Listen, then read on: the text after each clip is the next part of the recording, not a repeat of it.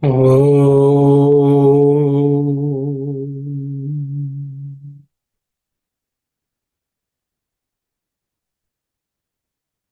Om. Om.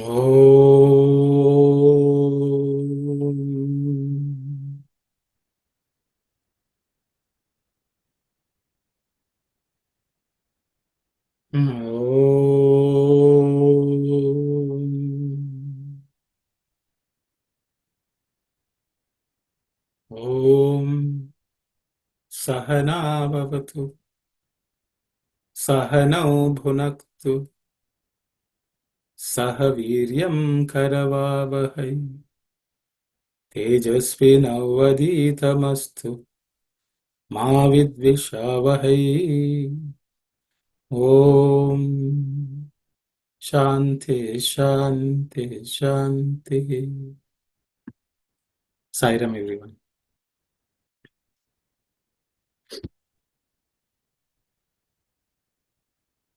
Today we are taking up the study of a new text. It's a new text for us. It's a very old text. It's called Narada Bhakti Sutras. So today will be an introduction to what is Narada Bhakti Sutra, and also who is the author, who is the inspirer of this text, also you can say, Sage Narada himself. So today would be spent on trying to get us prepared for that. So we will get into the subject side.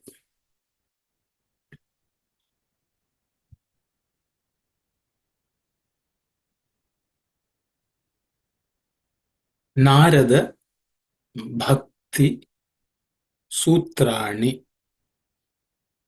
Narada Bhakti Sutrani. Narada Bhakti Sutrani. Just to even say it right, I think let's look at what the letters are and what we should pay attention to. Narada, they are all unaspirated consonants, so it should be simpler to say. Bhakti starts with the word bha. Bha is the fourth letter in the pa varga consonants, so pa class of consonants. It has to be aspirated with extra air and emphasis. Bha, okay. Bhakti. And Sutrani is rather simple. There are no aspirated consonants. When are the Bhakti Sutrani? In simple terms, generally how it is translated is the aphorisms of devotion by Sage Narada. The aphorisms of devotion by Sage Narada. So we will first look at each of these words and understand the meaning also. I know first word is Narada, which relates to Narada, because Narada Bhakti Sutrani is a samasa, compound word. So Narada is the first word. Narada is Sage Narada. Who is this Narada? Why did he get the name Narada? Was that name given to him by birth? These are the questions which may arise. So there are many texts in which various meanings have been given for the word name Narada. So I have picked up one which is similar to something which Swami himself has said. We will read the excerpts of Swami's discourse later. Let's look at it. This is from Padma Purana. Okay. Oh no, it's Shabda. It's some. It's not Padma Purana. I'm sorry. It's. Let me just check. It's okay. It's called Shabda Kalpadrima. It's a work of various names, various words in Sanskrit are also given meaning. So Shabda Kalpadharma, that's the work. In that it says Naram Paramatma Vishayakam Jnanam Dadati iti Narada. Naram Paramatma Vishayakam Jnanam Dadati iti Narada. Naram Paramatma Vishayakam Jnanam Dadati iti Narada. So it's a definition of what is Narada. Let's look at each word in this definition. Naram. Naram means water. That's a simple meaning. But the water which in many places Swami has explained it as the tears of joy in the eyes of devotee. The tears of joy from the eyes of the devotee is the real Naram, which from a spiritual perspective, which is significant. Okay? So Naram is that. The second point which is made in this definition is why I put it together, Paramatma Vishayakam. Paramatma means the supreme. Oh, sorry.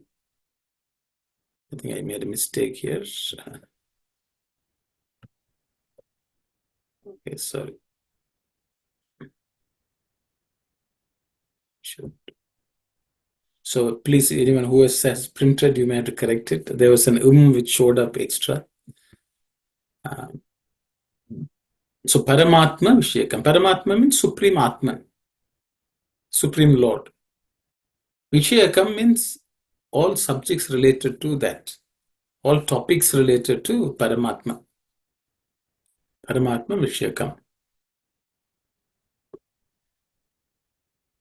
Jnanam is the next word. Jnanam. Jnanam is knowledge. The knowledge that we are nothing but the Atman. Everything else, in all types of spiritual knowledge, is Jnana. Dadati is the next word. Gives. Okay, Narada is someone who gives Naram, Paramatma Vishayakam, and Jnanam. These three are the gifts of Narada. Because of that, it's called Narada. The means to give. The one who gives all this is Narada. Okay, iti means thus. Due to that, because of this, he is called Narada. So Narada is called Narada because he is someone who gives Naram, Paramatma Vishayakam, and Jnanam. This word, Shabda Kalmadruma says. Okay. I've left out the word bhakti because the entire text is going to be bhakti. So I've left it out for discussion today. I've taken the last word, which is Sutrani. Sutrani is a plural of Sutram. Sutram is a singular noun. Plural is Sutrani. Means many sutras. Sutra has multiple meanings. So generally it's translated as an aphorism, in a simple saying, which is cryptic statement. It also means precepts, rules, guidance, all that are also called sutras. In the Vedas, you have Smriti Sutras and things like that, So Grihya Sutras, there are various things, rules, how they should be followed. All these, that type of work are always called sutra. Sutra also has a meaning, it's a thread. Sutra also means, I think all of you know Mangala Sutra means the women who wear sacred yellow thread, which is a symbol of their marriage. That's called Mangala Sutra. That the thread which gives all auspiciousness is Mangala Sutra. So Sutra is a thread. If you just take the word and look at the components of each of the root words, root sounds which are associated, it's made of two, su and tra. Su, the word su comes from a verb, Sanskrit verb called shiv. Shiv. That means to sew, to to stitch anything together or to tie something together. All this is reflected by the word su. Tra means that which saves us, that which takes us across. Okay. So sutra means the thread or the bond or the knot which saves us. So in this world, when you're caught in this samsara sagara, you're caught. If we have to save ourselves, we need to tie ourselves to something which will take us. When people are being saved, they are thrown a rope. Helicopters will fly to save somebody from the mid-ocean. And that thread, with that you tie yourself. You hold on to the thread and they can pull you out. So all these threads which are capable of pulling us out and saving us, they are all called sutra. So the bondage that saves us, that is sutra. Okay, the bondage that saves. In this world, there are multiple bondages. We are attached to various things. Some of them will drown us, but there is one or two, few bondages which will actually save us. That is how, when we bind ourselves to the Lord, then we are saved. The bondage that liberates. So all the bondages that liberate are sutrani. Okay. So that's the meaning of sutras. We can go into word sutra. Swami has also explained the word sutra and how what it means. But I think for our purposes, this is good enough, I thought. Okay. So we're starting with a prayer to Narada, because we are going to study his work. It's appropriate that we first pray to him so that he blesses us with a good understanding of what he's teaching us. So let's first look at that. Jayati Jagati Mayam Yasya Kaya Dhavaste Vachana Rachana Mekam Kevalam Chakalayya Dhruva Padamapi Yato Yat Kripato Dhruvoyam Sakala Kushala Matram Brahmaputram Natosmi. Jayati Jagati Mayam Yasya Kaya Dhavaste Vachana Rachana Mekam Kevalam Chakalayya Dhruvapadamapi Yato Yat Kripato Dhruvoyam Sakala Kushala Patram Brahmaputram Natosmi. Jayati Jagati Mayam Yasya Kaya Dhavaste Vachana Rachana Mekam Kevalam Chakalayya Dhruvapadamapi Yato Yat Kripato Dhruvoyam Sakala Kushala Patram Brahmaputram Natosmi. I have not gone through detailed meaning of, but I will just walk you through. I have not given them here, but we can discuss it.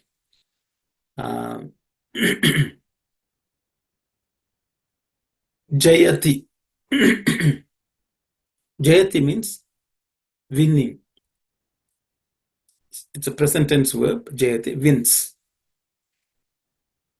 Okay, wins. That means someone who has victory. Someone who is victorious, Jayati. Jagati. Jagat means this world. Jagati means in this world. Jagati Jayati. In this world, somebody wins.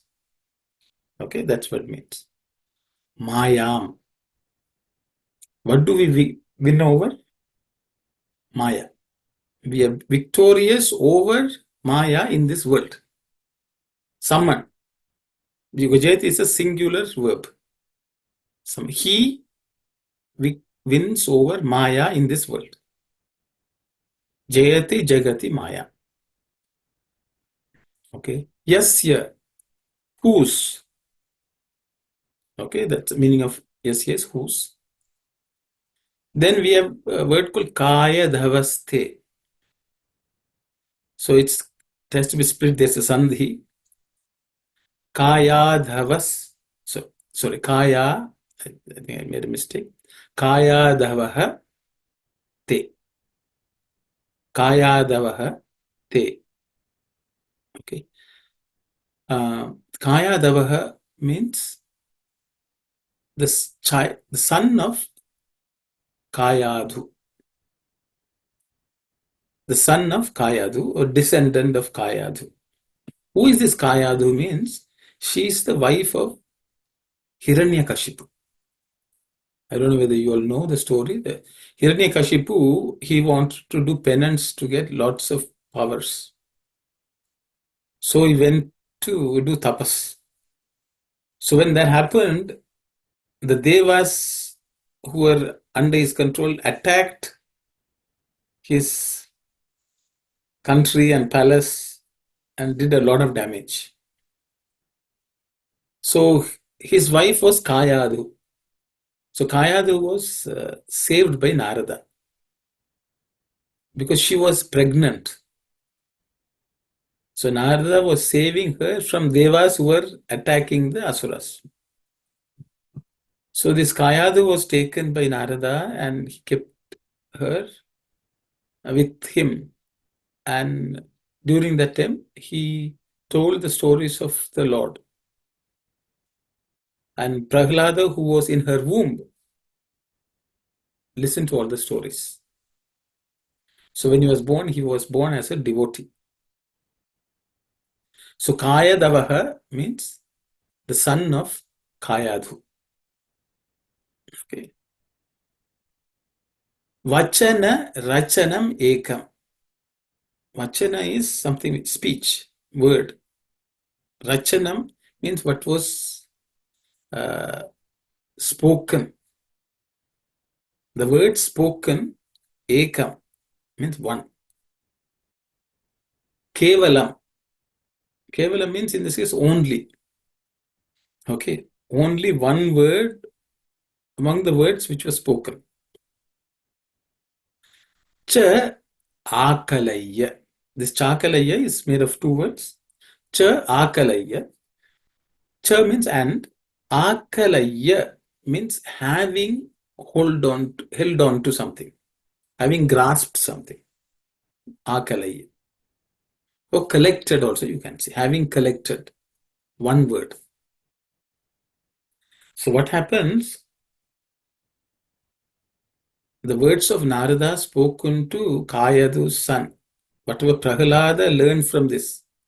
If one word or one saying, if that is grasped, that person will win over Maya in this world. Okay, that's the first line. Then the second line we'll look at. Dhruva Padam Api. Dhruva Padam means Dhruva is North Pole. Padam is that state or that stature. Dhruva Padam is the stature of the North Star, the pole star, which does not move, which is always fixed. Api, even. Okay.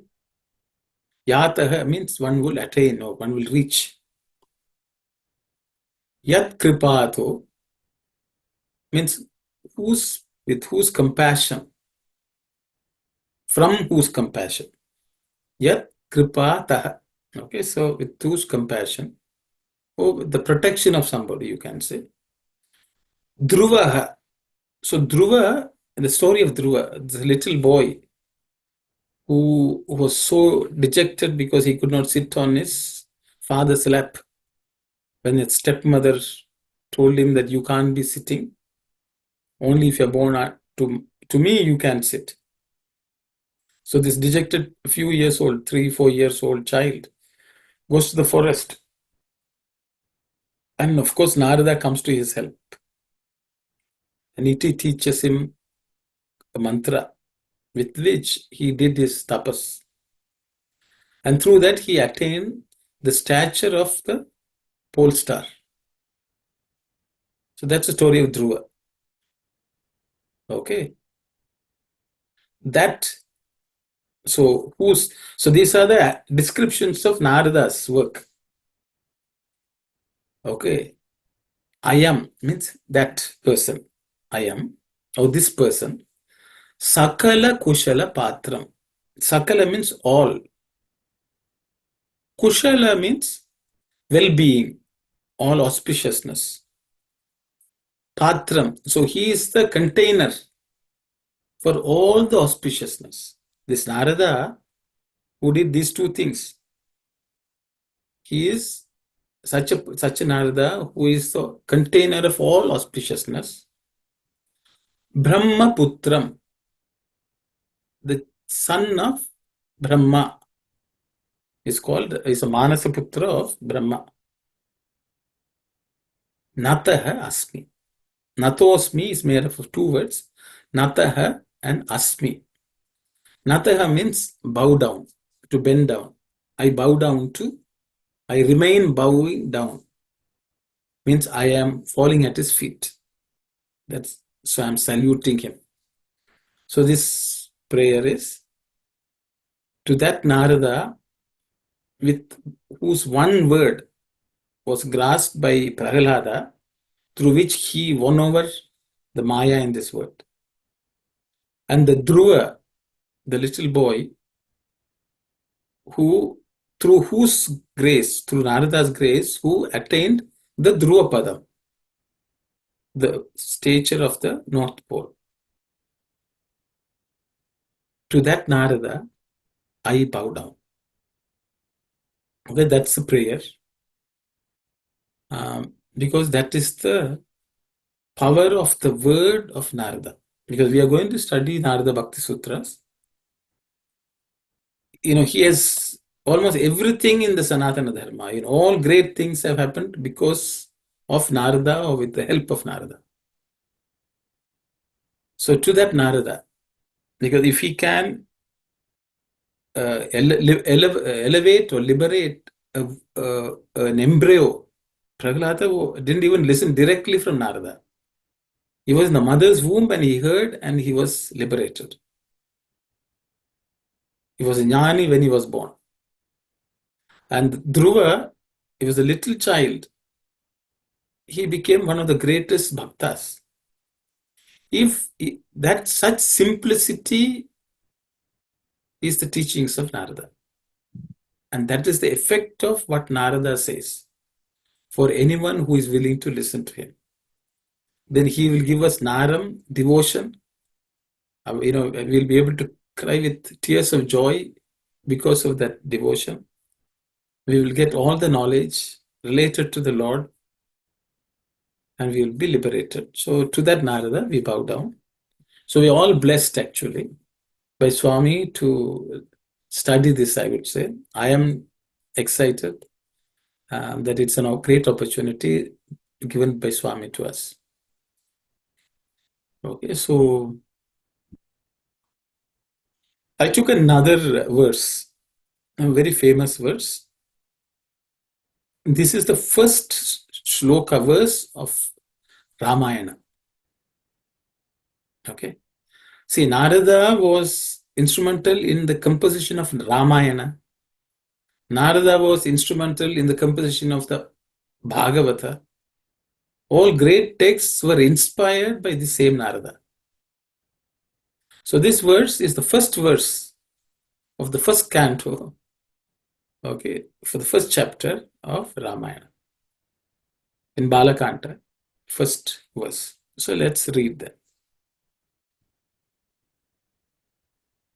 Tapaswadhyaya niratam tapasvi vagvidam varam naradam paripracha paripapracha valmikir muni pungava. Tapaswadhyaya niratam tapasvi vagvidam varam naradam paripapracha valmikir muni pungava. Tapaswadhyaya niratam tapasvi vagvidam varam naradam paripapracha valmikir muni pungava. Um, we'll just look at the letters just for anyone who wants to read this. Tapas Swadhyaya. The ud here, Swadhyaya. That ud is a fourth letter in the third varga, so it has to be aspirated. Swadhyaya. The rest of the words are simple. Niratam tapasvi vagvidam varam. Naradam paripracha. This cha in this compound, it cha, the second letter is second letter in the cha varga or cha class of sound, so it has to be also aspirated. Paripracha. Valmikir Muni Pungavam, there are no aspirated consonants. We'll look at the meaning. Tapaha. Tapaha means tapas, which is penance. Okay. Swami has given many meanings for penance, but tapaha itself, but we'll say penance. Swadhyaya. Swadhyaya is the study of the Vedas or study of the self or study of that which liberates also, because we also looked at, okay, so Swadhyaya, that study. So let's take it as study of the Vedas. Niratam, that means one is fully engaged, always. Rata, ni ratam. That means he is fully attached to these two. So he's constantly studying the Vedas or the knowledge about the Lord. He's also in constant penance. Such a person is Narada. Tapaswadhyaya niratam. The next word is tapasvi. Tapasvi means one who performs tapas is called tapasvi. One who performs tapas is called tapasvi. It's called tapasvi because he is tapaswadhyaya niratam. Okay. Then the next word is vagvidam. Vagvidam is a plural word. Okay. Of the or among the vagvid. Vag means speech. It also means knowledge. With means one who knows the vag. So he knows all that relates to speech. The speech is the speech of the Lord, God, which is Vedas. So Vagvid means one who knows the real speech. Vangmaya, Lord is told, he's the embodiment of Vangmayi means Saraswati. Okay. So among all those who knows the Vedas, Vangvidam, Varam means he's the best. So Narada is the best among all those who know Vedas. Vagvidam, Varam. Naradam, that Narada. Okay. So what happens to such Narada? Paripapracha, asked. Okay. Papracha itself means asking. Paripracha means he asked him completely in a very fitting manner. Okay. Valmikihi. Okay.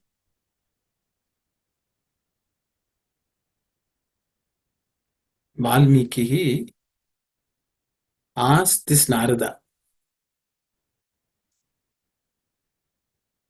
So the Ramayana itself starts. Rama is asking a question from Narada, whether he knows of anyone, and he gives a list of qualities of the best person. So Narada is being asked by Valmiki, can you tell me if there's such a person? Who is that person? Then Narada tells him about Rama. That is how the entire Ramayana starts. So you can imagine Valmiki asked Narada to tell who is the best person. And that is the inspiration for writing the Ramayana. So you can say Rama's story was given to Valmiki by Narada. And thinking about that story, Valmiki was able to witness the entire Ramayana in front of him. And that's how he composed the Ramayana. So the most ancient text in modern language, modern Sanskrit language, you can say, is not subsequent to the Vedic period, was Ramayana. So that itself was an inspiration from Narada. So you can see the first verse in modern Sanskrit literature talks about Narada. So I thought it's nice to know the stature of Narada, all those good things which he has brought about. The same Narada was also instrumental in getting the Bhagavata written. We are going to read Swami's discourse, in which Swami describes what was the state of Vyasa and how Narada helped him to get over his situation. And through that inspiration, Vyasa wrote the Bhagavata. So you can imagine all that we consider as Sanatana Dharma texts, which are available to common man. Narada had a hand in it. So that is the greatness of sage Narada. So worshipping him, we will start this journey of studying Narada Bhakti Sutras. Because what is contained in the Narada Bhakti Sutras is what Narada told all these people. So there are 4 people which we have mentioned. Prahlada. Prahlada's mother listened to Narada. Kayadu. Dhruva. The little Dhruva learned that from Narada. Valmiki, who wrote the Ramayana, learned that from Narada. Vedavyasa, who compiled all the Vedas, who wrote the Mahabharata, when he was down, feeling down, he learned this from Narada.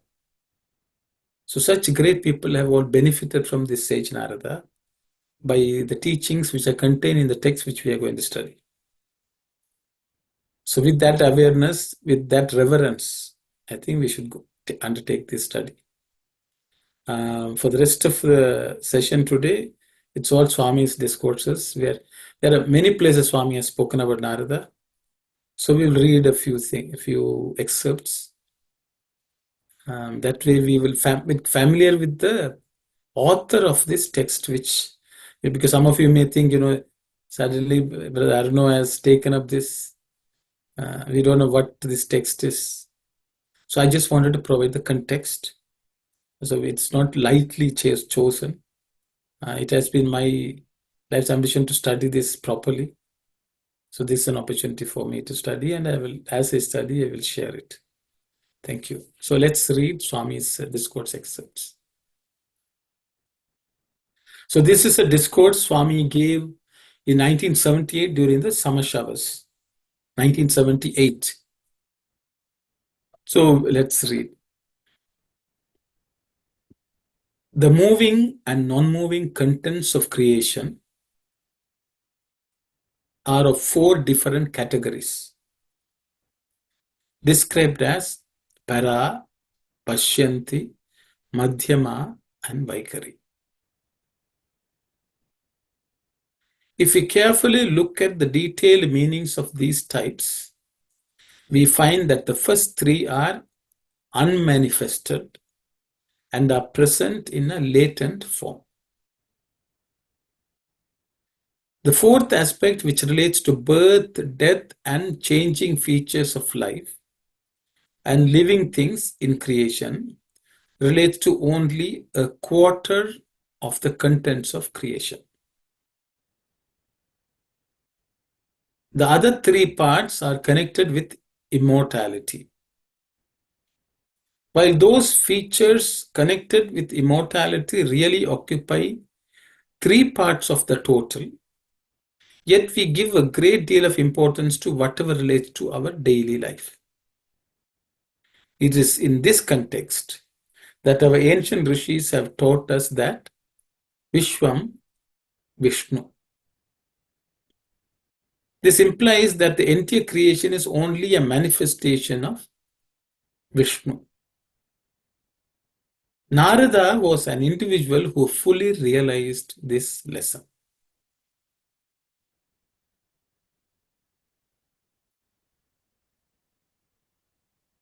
Narada was the son of a servant woman who was working in a house where the Vedas were being continuously recited. In order to celebrate a certain function, the householder of the house where Narada's mother was working invited a large number of rishis. The occasion was the celebration of the 4 sacred months during the rainy season, and during this period, all actions and thoughts were to be sacred. Let me pause here. This period is called Chaturmasya. Chaturmasya is a vrata of 4 months. Coincidentally, it is just starting. So we will be studying this text during the Chaturmasya of this year. This is just a coincidence, so I will just say that, which is what Swami is talking about. During those 4 months, while the celebrations were going on, Narada was given the task of attending to the needs of the guests in that house. At that time, Narada was 6 years old. Sitting with the rishis, he was concentrating with a single-minded devotion on the Vedas that were being recited. He was accepting the orders of the rishis without any question and putting them into practice. He used to eat the food that was left by them in their plates, accepting it as prasad. Once in a way, the mother used to look at him and feel sorry for him and the manner in which he was gathering his food every day. After the 4 months celebrations were completed, the rishis were preparing to depart for their own homes. Narada was not willing to stay behind and desired to go with them. However, as Narada was still very young and was looked after affectionately by his mother, they did not think it right to take him along with them, but instead they taught him various sacred aspects of the Lord. They taught him a 12-lettered mantra, namely, Om Namo Bhagavate Vasudevaya. Om Namo Bhagavate Pradyumnaya. Om Namo Bhagavate Aniruddhaya. Om Namo Bhagavate Sankarshanaya, which the 6-year-old Narada was reciting with concentration. They also taught him that the entire creation was indeed transient and was only an image, in that it was the projection of Lord Vishnu. They also advised him that desires are bondages. Just as wanting to get something is a desire, wanting to get rid of something is also a desire. The ego relating to the concept of I is as much an ego as feeling the absence of I. Where there is a feeling of I, God cannot exist. And where God is present, the feeling of I cannot be talked of. These two are mutually contradictory and exclusive words. They told Narada that he should not allow any confusing thoughts to arise in him, but that he should develop the thought only of divinity and nothing else. From that day, Narada was concentrating on the thought of God and deriving happiness. While he was carrying on his life in this manner, one day when his mother went to a cowshed in the twilight early morning hours, she was bitten by a dark cobra and she died instantly. Narada was present and saw with his own eyes the struggle that his mother had to go through at the time of her death. This was the first test for Narada. He looked upon the event as one of the Leelas of the Lord and did not feel dejected at the death of his mother. He pretended as if he was happy. The owner of the house came and asked him why he was happy. To this, Narada said, "All these days my mother was constantly thinking and worrying about me, and I'm happy that this has now come to an end. And there would no longer be this attachment." He was thus happy because the mother will no longer have the problem of worrying about him. And she will no longer suffer because of this attachment. If the mother was alive, she would be concerned and agitated about Narada. Narada was happy that this link was broken. The very next day, Narada left for a long northern sojourn and was traveling through thick and fearsome forests. He was constantly hearing the roar of wild animals, and at that time he was only 7 years old. At all times and at all places, he was chanting the name of Hari. He was not giving any thought to his food or his rest. He was only asking himself when the day on which he could have the vision of the Lord would come. His body was growing weak. His skin was growing rough and tough. His voice became weak. And in that condition, he heard some kind of a heavenly voice addressing the question, "For what purpose are you struggling like this? Are you wanting to see me?" It further went on to say, "Those who want to have a vision of me must give up all desires. The desire to have my vision may be a sacred desire, but to travel in such places for securing my vision is a desire that should not be there. Further, you are struggling with the desire that you should have the Lord's vision. So long as you have this ego of I, you will not have the vision of the Lord." This is the sacred saying that the whole world is the abode of Vishnu. You are forgetting this truth. You do not have to travel long distances to have the divine vision. You have not yet complete.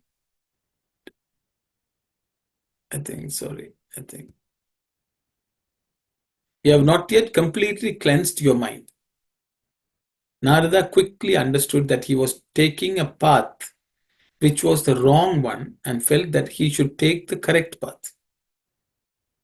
Although he was quite young, his knowledge at that time was quite profound. God will never look at things like age, scholarship, richness, or sex or community. He will only recognize the agitation of and the depth of yearning in the mind. In our epics, the stories of several great people have been told. And those stories amply bear out this truth. To what reputed family did Valmiki belong? In what well-known village was Narada born? What was the wealth of Kuchela? What was the village that Kuchela had? What was the age of Dhruva? What was the age of Shabari? What was the discriminating power that Vidura had? What was the knowledge that Hanuman had? When we look at these instances, we will come to the conclusion that age, wealth, sex, reputation, and strength are not the determining features for securing the grace of the Lord. After listening to the divine voice, Narada went and sat under a tree. Soham, which is giving out and taking in of the breath, is an aspect of God. Although Narada had no complete knowledge of the Vedas, he regarded the taking in of breath as the aspect of Sama Veda and the giving out of the breath as that of Rig Veda. In this manner, while he was practicing what was prescribed in the Vedas, he came to the end of his life. The breathing stopped and he joined the eternal. Narada then acquired a new life form. Our Puranas tell us that Narada uses a tambura and moves about in the universe singing the glory of the Lord. This is only symbolic, and we should regard Narada as taking the spinal column as representing his veena. The nerves or the nadis as strings of this veena, and the breathing in and breathing out of the Harinama Smarana. I think I would just, because some of these excerpts have certain mistakes, sorry. As Harinama Smarana. And the new form of Narada is pictured as continuously uttering the names of Govinda and Narayana and moving all over the space. Narada does not signify an ordinary human form, which regard the continuous breathing in and breathing out of our system as the celestial form of Narada. The word Nara means water. It connotes prajnana. As the entire water of a river goes and merges in the sea, all the rays of prajnana that emanate from Narada go and merge in the ultimate form of Brahman. Prajnana comes from Brahman. And since these rays merge into Brahman, it has been said Prajnanam Brahma in the Mahavakya. Narada was establishing the truth that this aspect of Brahman should always be present in our spinal column in the form of Omkara. This is the natural sound and is not something that you get by producing an artificial sound. We should regard Narada as one who is essential and present at all times, producing celestial music. In each kalpa, a yuga called the Dwapara Yuga comes again and again. The other three yugas, Treta Yuga, Krita Yuga, and Kali Yuga, also come again and again in a cyclic manner. We should not regard Bhagavata as something that happened in the Dwapara Yuga, which has just gone by. Vyasa should not be interpreted as just one individual who existed in one Dwapara Yuga. Any individual who can explain in detail the significance of the Bhagavata should indeed be regarded as a Vyasa. And in every kalpa, at the end of Dwapara Yuga, there will be a Vyasa. The story of Bhagavata must be regarded as having happened in the very first kalpa and in the first Dwapara Yuga. This has been taught by Brahma to Narada and then by Narada to Vyasa. In that manner, in each kalpa and in each Dwapara Yuga, the incidents have been coordinated and preached. It is not right to think that Bhagavata is something that happened in a particular yuga about 5,000 years ago. Similarly, Krishna is not someone who was existing in the Dwapara Yuga that has just gone by. In the Mahayuga, Treta Yuga, and in all other yugas too, the aspect of Krishna existed. Indeed, that individual who can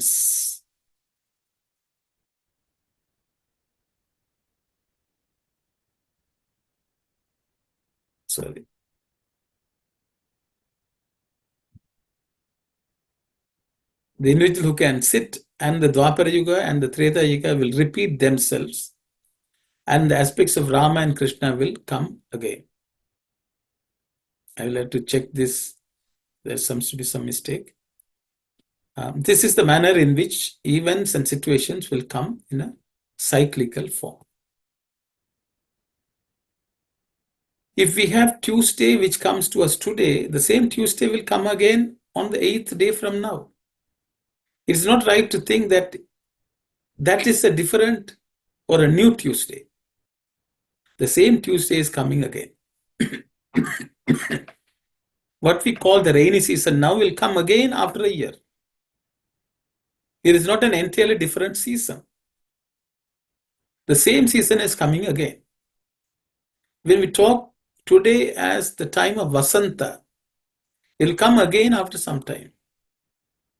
And all these aspects repeat themselves after some time.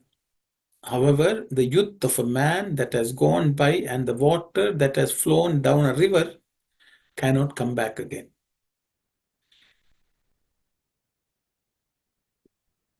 Sorry, okay.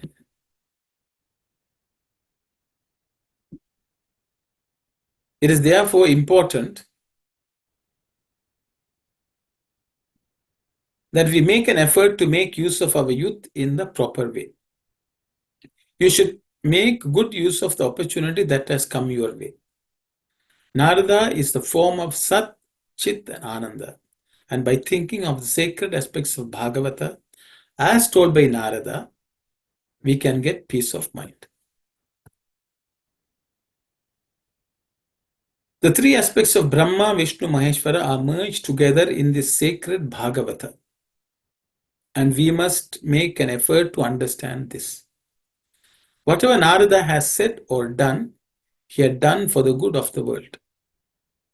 We generally think that Narada is one who simply creates trouble. That is not correct. Whatever Narada had done, it was helping the human beings.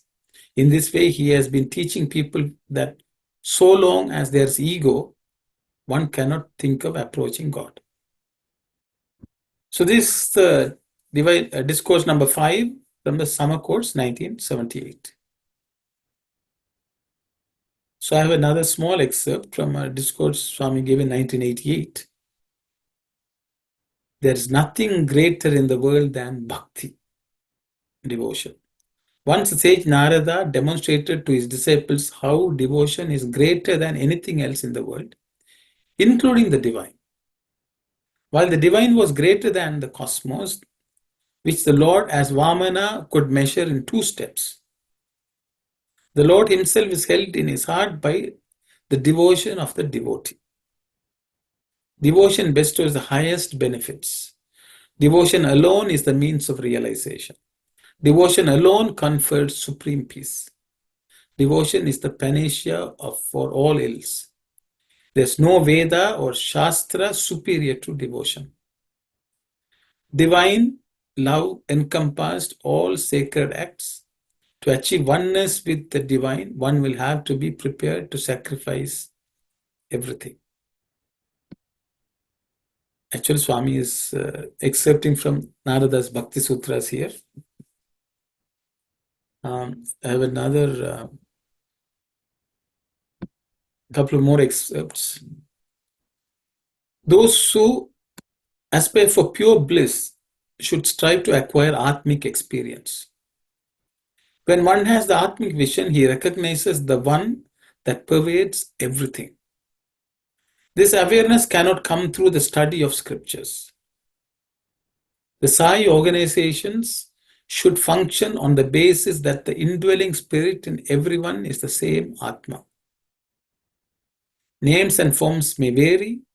Everyone should develop this sense of oneness, non-duality, and render service to society in a spirit of humility. There should be no spirit of condescension. The ancient sages started with regarding themselves as God's servants and reached the divine through service. If you want to eliminate your ego, you have to consider yourself a dasa anudasa, a servant of servants. This aspiration was expressed by Ramadas Gopanna in the song Dasanu Dasudanu Kavalenura. Dasanu Dasudanu Kavalenura.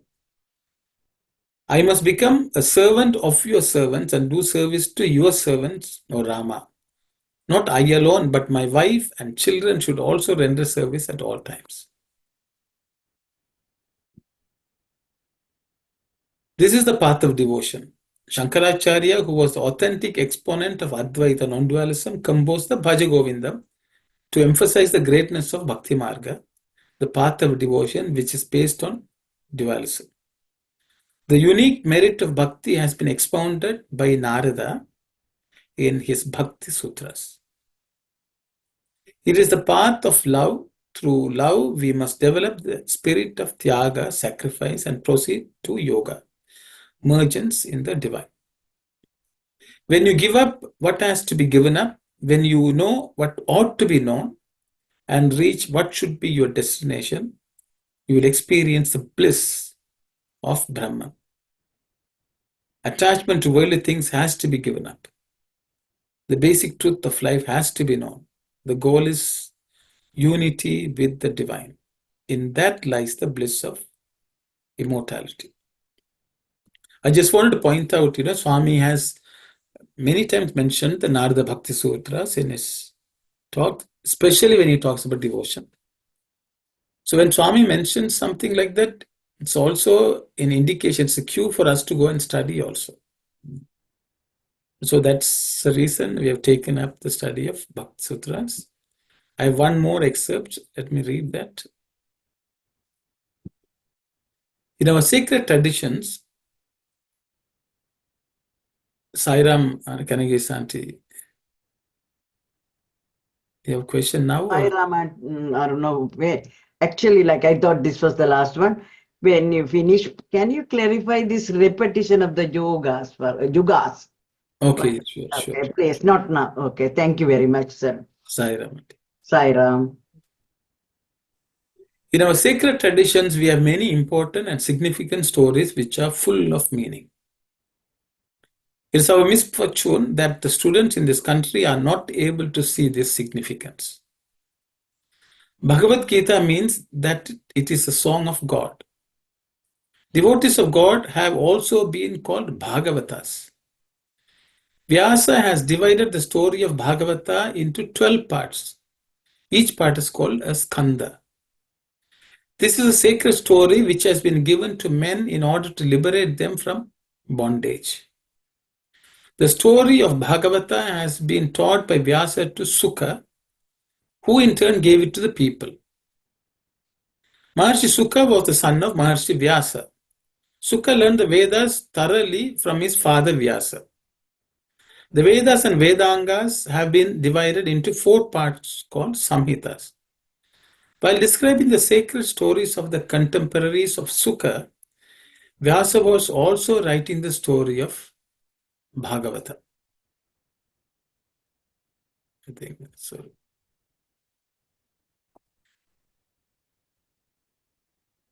The Kauravas and Pandavas were living at the same time, and the battle between the Kauravas and Pandavas and the moral contained therein were written by him as the Mahabharata. Mahabharata was also described as the 5th Veda. He realized that it is difficult for ordinary and unlearned people to understand God. To facilitate realization of God by such ordinary people, he also wrote another text called Brahma Sutra. He has also established the truth that bliss can come only in the thought of God and not by any other process. He established that bliss and happiness are simply embodiments of God and that they cannot be found elsewhere. Bliss and happiness can be given only by God, and he who thus secures them is called a devotee. The close relationship that exists between a devotee and God has been described in Bhagavata. It is not an easy matter to understand this. In the context of the difficulty in understanding the Brahma Sutras, he also produced the 18 Puranas explaining the nature of divinity. He was feeling sorry that in spite of his best efforts in promoting divinity, there was no easy manner in which the sorrow of people could be removed. He spent a lot of time in trying to find out ways and means of making ordinary illiterate people happy. While Vyasa was contemplating on such issues, Narada approached Vyasa and said that the only method by which man can attain happiness is by describing and singing the glory of God. From that day, Vyasa started describing the Leelas of the Lord. So this is also a discourse given in 1978 during the summer showers or during the summer course by Swami. This was the second discourse. Swami basically spent all his discourses on various topics of the Bhagavata in this summer course. And this is where in the fifth discourse he has talked about Narada. Because in the Bhagavata, Narada's story is one of the first stories told by Narada himself to Vedavyasa. It can be found in the first canto of Bhagavata. I think for fifth, sixth chapters is when the story is present. So I will stop here. So we are blessed by Swami to study what the Narada Bhakti Sutras are, through which we also can benefit somehow. When so many other great devotees have benefited from listening to Narada, it's an opportunity for us also to learn what was taught by him because of Swami's own grace to us. I will stop here and I will go to the question by Kanage Santi about this yugas and how they come again. See, what Swami is telling is, many times people get all wound up. When was this written? Was it 5,000 years ago, 3,000 years ago, or maybe just 800 years ago? There are various ways we look at history.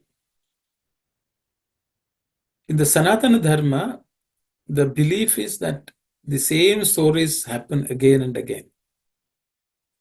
Even though people say history repeats itself, the same story gets repeated generation after generation. Every 100,000 years, same things get repeated. Same wars get fought. But in the Sanatana Dharma, it's believed the same things have been repeating from time immemorial, since creation. So the creation and the existence of earth has been divided into many time cycles. Manvantaras, Kalpas, Chaturyugas. So it's innumerable, limitless. What Swami is saying is, the same yuga would have happened again long time ago. The same people would have also existed before. Today, if I am existing today, I would have existed multiple times. Also with the same name, talking to the same people. This is the design of the Lord. So this is what Swami is referring to. So when we say Krishna, we should not think there was one Krishna only in this world. There have been millions of Krishnas in every Chatur Yuga, even in other yugas, not only Dwapara Yuga. Krishna is the principle of Vishnu which is taking birth. So we are supposed to be in Vaivasvata Manvantara, It starts with Swayambhuva Manvantara. We are in the seventh Manvantara itself. So if you count the number of years and yugas, there are many. So time is limitless in the Sanatana Dharma. So that's why Swami is saying, Narada is also born, Brahma is also new, Vyasa is also new. In every time period, these principles come into being. Will they look alike? We don't know. It doesn't matter. Will they spoke the same thing? It doesn't matter. But the same spirit, the rasam, the essence came through in each of these yugas. So there are many people even today look at the Bhakti Sutras which we are going to study, and some people argue, debate, oh, this must have been written by somebody in the 12th century or 8th century. Because the language is so simple, it doesn't compare with the Vedic language. But Krishna tells Arjuna in the Bhagavad Gita, this Bhagavad Gita I'm teaching you, I taught to the sun. I taught it to Manu, from whom Ikshvaku learned, and things like that. And Arjuna gets a doubt. Arjuna, you were just born recently. How you could have taught this to the sun? So Krishna says, you only remember this birth. I remember all the births. So every being has existed from time immemorial. The same names and forms would have existed many, many times. So this concept of time and the cyclical nature of time, of existence itself, is very unique to only Sanatana Dharma or Hindu Dharma. In other religions, they don't have these concepts. They have some concepts of eternity, but the cyclical nature of time is not in anything. Saira. I hope, Auntie, I answered your question, or maybe not. It's a cyclical thing. That's what it is. That's Yeah. what it is. And there is this Krishna principle. Everything's repeating. Repeating, yes. Repeating. So it is actually, it depends on the eyes with which we look at these things. Yes, yes, Auntie. You have to be able to look at, find that out. That's the thing. Yeah, the perspective has to be different. That's all. So thank you, Arno. And Narada Bhakti Sutra, all this were written by somebody or by Narada? If anyone has written, it's the inspiration of Narada. It's the inspiration. He can use anyone as an instrument and write it. So it's a collection of all that. Yes. Thank you very much, Aruna. Thank you, Sairam. Sairam. Yes, Sister Aruna. Sairam, brother. See, in one point, you're talking about you shouldn't have I. Even to see a God, you shouldn't have that I wanted to see, kind of, right? But in one point, there was a story, when you are reading it, the Ramadas is saying, I want, and I want my wife. And that is kind of bhakti, kind of, it says. So it's like a little bit of, didn't go with that, the previous saying. Okay, we'll look at it, Sister. So this is what you are referring to. Yes, please. Okay. Ramadas, Bhattacharya Ramadas, Gopanna. Yeah. One of the devotees who inspired everyone be after him. Tyagaraja was inspired by him. Purandaradas was inspired. So he's that kind of a devotee. Bhattacharya Ramadas. So he's telling, I had to become your servant's servant. He wants to serve the servants of the Lord. Okay. So your question is, if he says I. Yeah. Okay. So it does not match with the previous I. Yeah. Where Swami is talking about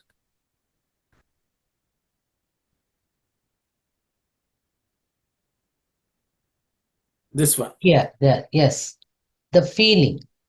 So what Swami is saying here is, just as wanting to, I will just read it. Ego relating to the concept of I. The important thing is ego. Okay. Ego relating to the concept of I is as much an ego as the feeling of the absence of I. Yes. If you say I don't have ego, Yeah. that is also ego. Mm-hmm. Okay. Where there's a feeling of I, God cannot exist. Where God is present, a feeling of I cannot be talked of. So you are comparing this with what Gopanna said. Yes. Okay. Until we reach this stage, we have not merged with the Lord. That is the statement. Yeah. Okay. So it's like, I want to go to sleep. Until you sleep, until you fall asleep, you think you are not asleep. You have not slept. You may lie down on the bed and think you are trying to sleep, but you have still not slept. But you had to lie down on the bed to fall asleep. We should not, when we lie down, we should not think, oh, now I am sleeping. If you think, then you are not sleeping. That is what is mentioned. Until you experience that sleep, you are not sleeping. So Gopalna's stage is waiting to sleep. How do you wait? How do you get to sleep? You have to lie down on the bed. So Gopalna is telling, I should become a dasa so that I itself will fall. The servant is killing the ego. Yes. Okay.